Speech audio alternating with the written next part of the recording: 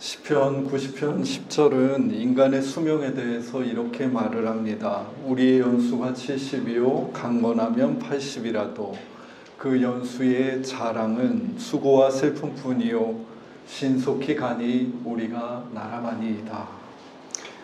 모세가 그 생의 말년에 쓴 시로 알려진 이 시편 90편은 무척 고대 시대의 글입니다만 인간의 수명은 그때나 지금이나 비슷했음을 알 수 있습니다. 인간은 아무리 애를 써도 100년을 살 수 없는 존재입니다. 우리의 기한이 이 정도로 정해져 있다는 것입니다. 우리는 영원하지 않고 안타깝지만 잠시를 사는 존재들입니다.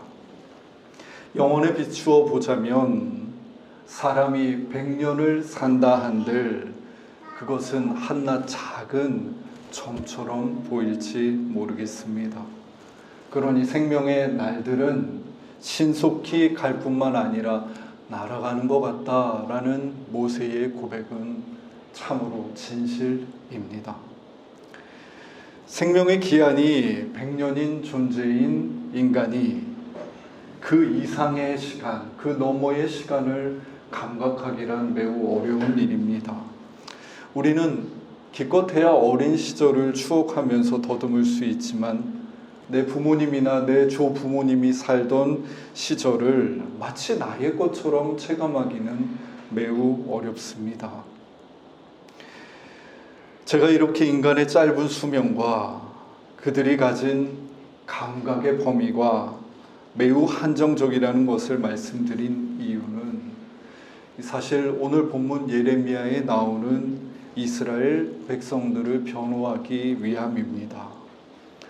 오늘 우리에게 성설과 구약 본문으로 주어진 예레미야 2장 말씀은 예레미야가 초기에 했던 예언으로 알려져 있습니다. 그가 처음 예언을 시작했던 때가 요시야 왕 13년 때라고 알려져 있는데요. 그의 예언 속에는 당시 사회상이 잘 담겨 있습니다.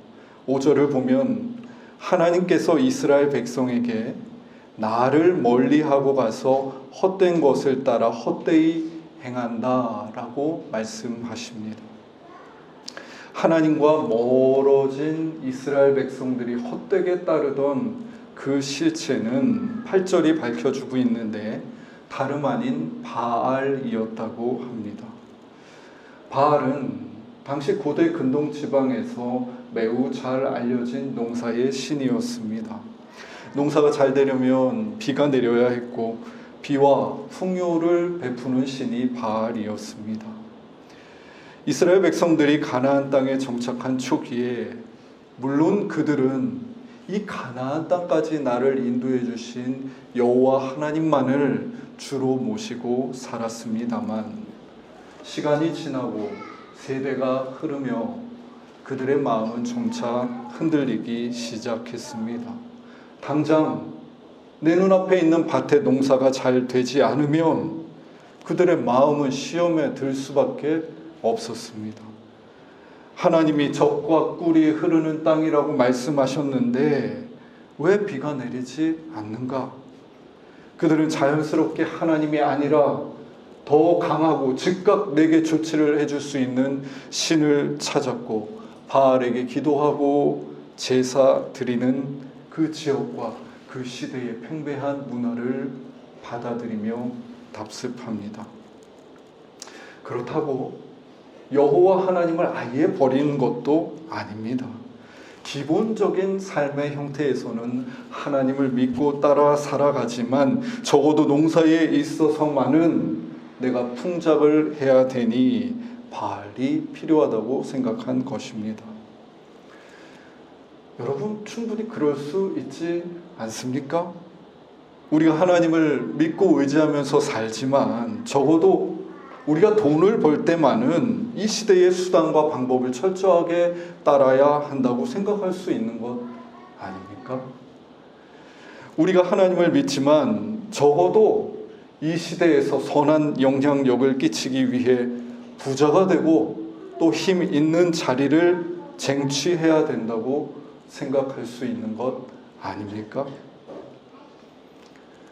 물론 성경은 주저함 없이 아니라고 명백하게 말합니다. 대표적으로 성육신하신 우리 주 예수께서는 학벌이 변변치 않으셨습니다.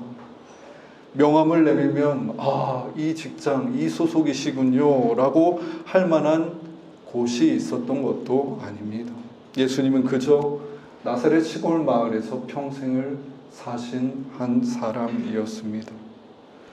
오늘 복음서에서도 말하지만 예수님은 자기를 높이는 자는 오히려 낮아질 것이라고 말하며 자기를 낮추는 삶, 낮은 곳을 삶의 지향점으로 삼고 살아라고 말씀하십니다. 우리 예수님은 초록이 동색이고 끼리끼리는 과학이니 부자들, 성공한 자들, 착한 사람들과 어울리라고 말씀하시지 않고 오늘 복음서 말씀처럼 오히려 몸이 불편하고 저는 자들, 맹인들과 함께 잔치를 베풀라고 말씀하십니다. 하지만 우리는 이 지점에서 불편합니다. 힘들거든요. 장애를 가진 친구와 1년만 곁에서 지내보면 압니다. 같이 사는 것도 아니고 1년만 옆에서 지내봐도 압니다. 그것이 얼마나 외로운 일이며 고독한 일인지 말입니다. 그러니 예수님을 믿고 성경 말씀도 대강 알고 있지만 어떤 지점에서 내가 어렵고 힘든 지점에서는 예수님을 따르지 않고 내 편한 대로 해석하고 그것을 그저 신앙이라고 덮어버리는 것입니다. 하나님을 믿으면서도 그것이 나의 본 모습이다라고 하면서도 결정적인 어떤 자리에서는 철저하게 시대의 욕망을 따라 사는 것. 여러분, 이것을 전문 용어로 혼합주의라고 합니다. 혼합주의는 서로 다른 종교, 서로 다른 세계관, 서로 다른 신앙이 섞여버려서 이것도 아닌 혼합된 혼종의 무엇이 되어버린 것을 지칭합니다. 하나님을 믿지만 내 눈앞에 밭을 가꾸는 이 농사에 있어서만은 바알의 법칙을 따르자 명백한 혼합주의입니다.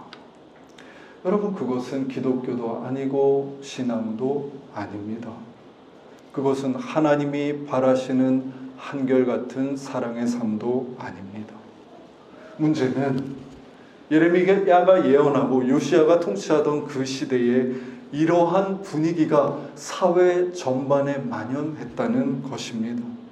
8절을 보면 이렇습니다. 제사장들은 여호와께서 어디 계시냐 말하지 아니하였으며 율법을 다루는 자들은 나를 알지 못하며 관리들도 나에게 반역하며 선지자들은 바알의 이름으로 예언하고 무익한 것들을 따랐느니라.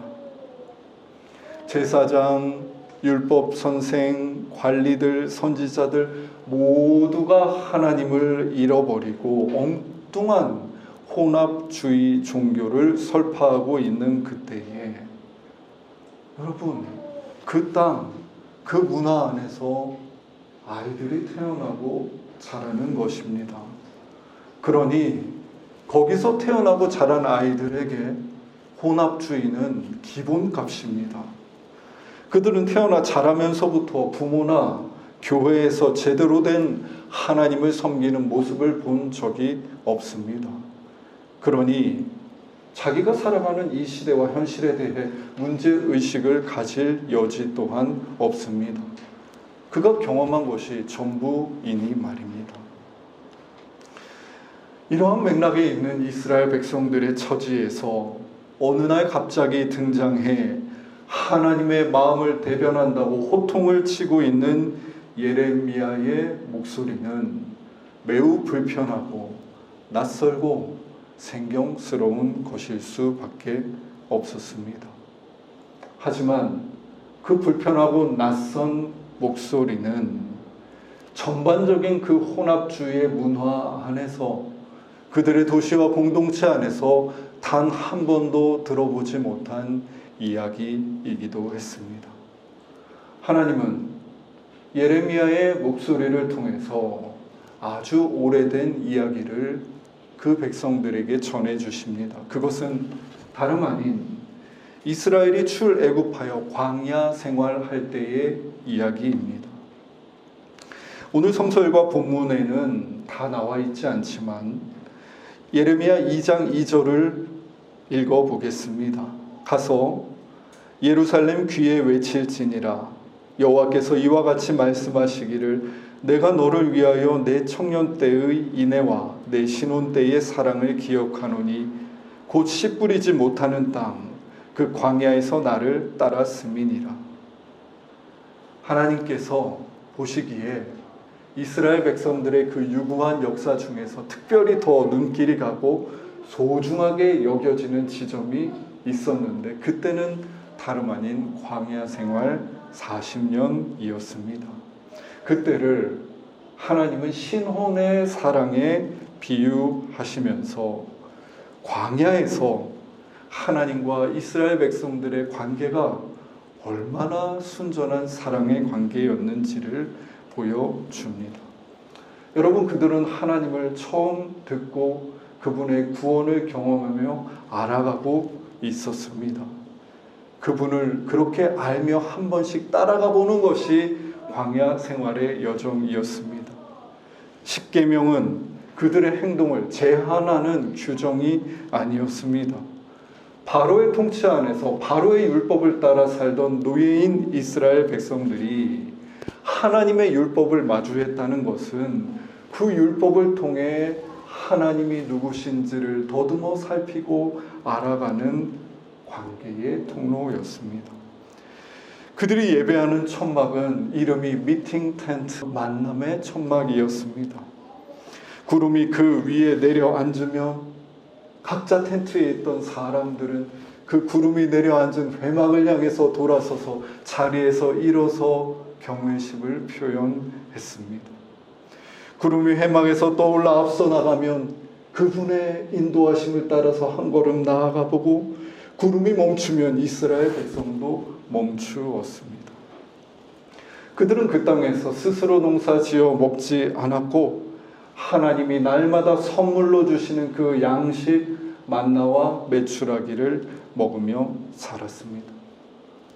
광야 생활의 핵심은 광야의 촉박함이 아니라 거기서도 나와 함께 계시는 하나님과의 관계에 있었습니다.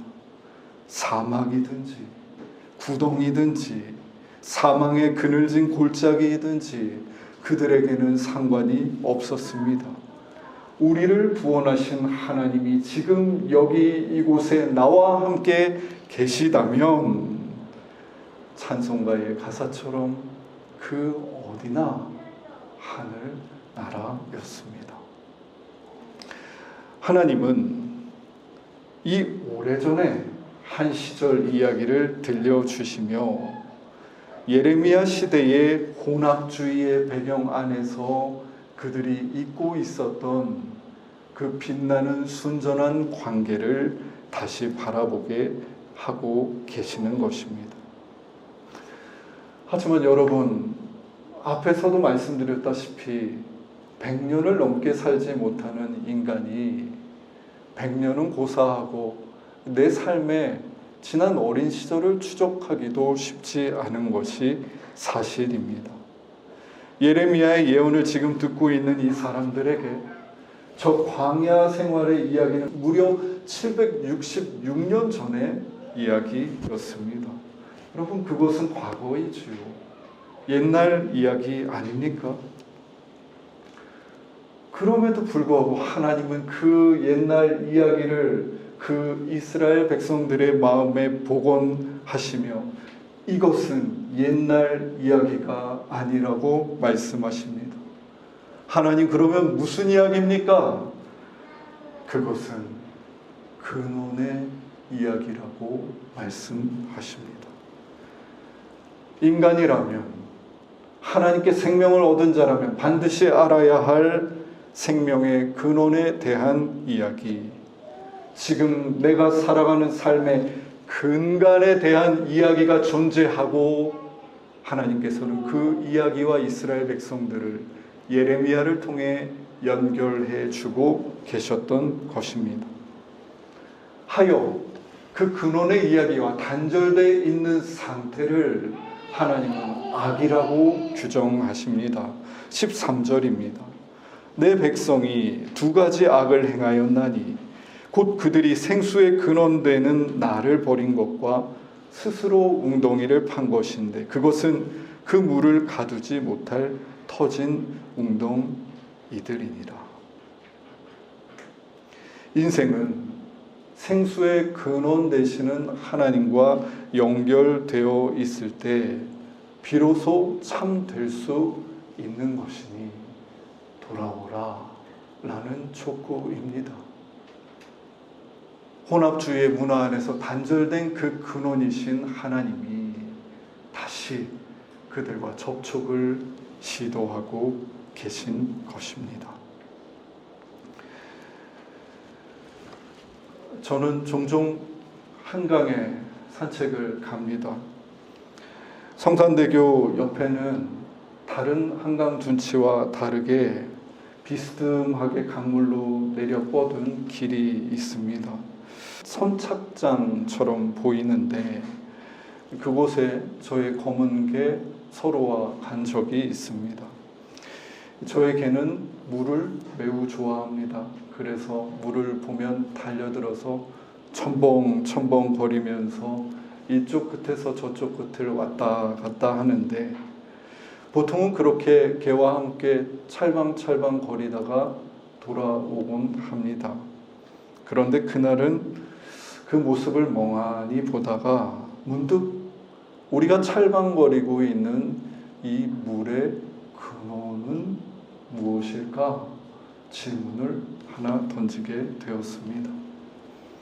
한강은 강원도 검룡소에서 발원한 남한강이 400.43km를 굽이쳐 흐르고, 또 금강산에서 발원한 북한강이 483km를 굽이쳐 흘러 두물머리에서 만나서 새롭게 생겨난 강입니다. 전혀 다른 곳에서 발원하여서 전혀 다른 풍경을 품고 흐르다가 하나의 강이 된 한강이 다시 55km 정도를 흘러오면 저와 개가 발을 담근 그 성산대교쯤에 이릅니다. 이것이 서로와 제가 찰방되고 있는 물의 역사이고 진실이었습니다. 발끝에 닿는 물의 시원함에서 우리는 그 시원함을 더듬어 올라가 물의 근원이 되는 금강산을 헤아려 볼 수도 있겠다고 생각했습니다. 왜냐하면 하나님은 우리 인간에게 이처럼 근원을 상상하고 근원을 헤아리며 감각할 수 있는 능력을 주셨기 때문입니다. 그뿐만이 아니었습니다. 근원으로부터 흘러온 물은 이미 방향성을 획득하고 있는 상태였으니 저는 제 발목을 적시는 이 한강물이 어디로 흘러갈지까지 예상해 볼 수 있었습니다. 한강 하구 그곳에 이르러 바다와 만나게 될 것을 알 수 있었습니다. 그러니 근원에 깨어 있다는 것은 우리가 살아가는 이 현재에 얼마나 큰 깊이를 만들어주는 것입니까? 근원에 깨어 있다는 것은 어디로 어떻게 가야 할지 모르겠는 삶의 방향을 되찾아 주는 일이기도 했습니다. 내가 어디서부터 흘러왔고 어디로 흘러가야 하는지 아는 것, 그 흐름을 신뢰하면서 몸을 맡기는 삶, 여러분, 그 삶은 얼마나 멋진 삶입니까? 저는 이렇게 근원에 나를 개방하고 그 근원으로부터 시작된 흐름에 나를 맡기는 삶을 무엇이라고 명명해야 할지 고민하다가 우리가 익히 알고 있는 정현종의 방문객이라는 시를 떠올렸습니다. 이 시의 앞부분은 다들 한 번쯤 들어보셨을 것입니다. 사람이 운다는 것은 실은 어마어마한 일이다. 그는 그의 과거와 현재와 그리고 그의 미래와 함께 오기 때문이다. 한 사람의 일생이 오기 때문이다.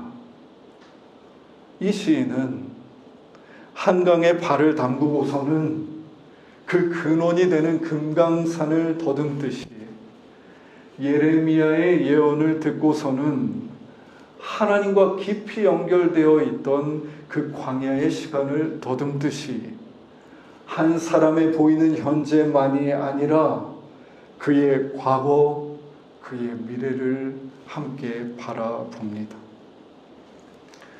사실 이런 눈길은 단번에 획득되지 않습니다. 거기에는 켜켜한 시간이 담겨 있습니다. 우리가 어떤 한 사람의 부서지기 쉬운 마음, 그래서 부서지기도 했을 그 마음과 삶을 더듬어 살피는 과정은 결코 한 번의 만남으로 허락되는 일이 아닙니다. 그것은 함께하는 시간, 부단히 쌓은 관계 위에서 은총처럼 주어지는 순간입니다. 그래서 시인은 이 일이 그렇게 흔하게 잘 일어나는 일이 아님을 알고 있다는 듯 조금은 자신 없는 태도를 취합니다. 그는 이 시의 다음 문장에서 이렇게 고백합니다. 그 갈피를 아마 바람은 더듬어 볼 수 있을 마음. 내 마음이 그런 바람을 흉내낸다면 필경 환대가 될 것이다. 가만히 바라보니 나는 누군가의 과거를, 누군가의 부서진 마음을 헤아리는데 여러 번 실패했지만 고요히 불어와 내 살갗에, 내 머리컬에, 작은 나뭇 잎새까지도 닿는 바람은 그러할 것 같다라고 바람을 부러워하면서 나도 바람을 흉내낸다면 그것은 환대가 되지 않겠는가 라고 말하는 것입니다.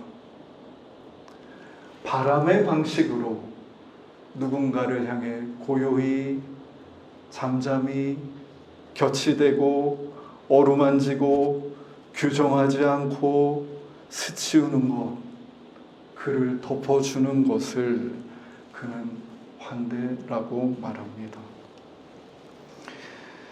여러분, 우리가 한 사람의 표면이 아니라 그의 근원을 헤아리는 일을 환대라고 하는 것입니다. 우리가 손을 흔들면서 환영해, 네가 있어서 좋아라고 소리치는 것이 아니라 환대는 보다 근본적이고 근원에 닿고자 하는 태도였던 것입니다. 우리가 그런 환대의 눈길로 하나님과 사람과 세상을 바라볼 때 우리는 바람과 같은 성령님의 인도하심 안에서 현재 우리의 생명, 오늘 내 삶의 근원이 된 그 하나님의 목소리에 반드시 잇닿을 수 있습니다. 아무리 내가 파도 말라버리는 웅덩이가 아니라 아무리 내가 만들어내려 해도 생기지 않는 사랑이나 삶을 살아갈 힘이 아니라 저 근원에서 오는 마르지 않는 사랑과 삶을 살아갈 힘이 그 성령의 바람을 따라 나를 내어 맡기며 그를 환대할 때 우리에게 허락된다는 것입니다. 하나님이 사랑하시는 숲가족 여러분, 인간의 수명은 강건해야 80이며 우리도 그것에서 예외가 없을 것입니다. 하지만 놀랍게도 우리 인간은 80년 동안 자기 웅덩이만 파다가 죽을 자유를 가지고 있다는 점을 기억해야 합니다. 그러니 이스라엘 백성들에게 들려온 저 예레미야의 목소리를 우리도 알아차리고 깨어 듣고 웅덩이 파기를 그만해야 됩니다. 마르는 웅덩이가 아니라 샘이신 근원이신 하나님을 향해 우리를 내려야 합니다. 바람을 의지하여 바람을 힘입어 그렇게 하나님께 깊이 이 닿게 될 때 우리의 삶은 거기로부터 오는 생명으로 배부르고 풍요로울 것입니다. 그 하나님이 우리의 하나님이며 오늘도 우리에게 말씀하십니다. 이스라엘아 들어라. 이스라엘아 들어라. 기도하겠습니다. 하나님, 신앙이 자꾸 어떤 지점에서 변신합니다.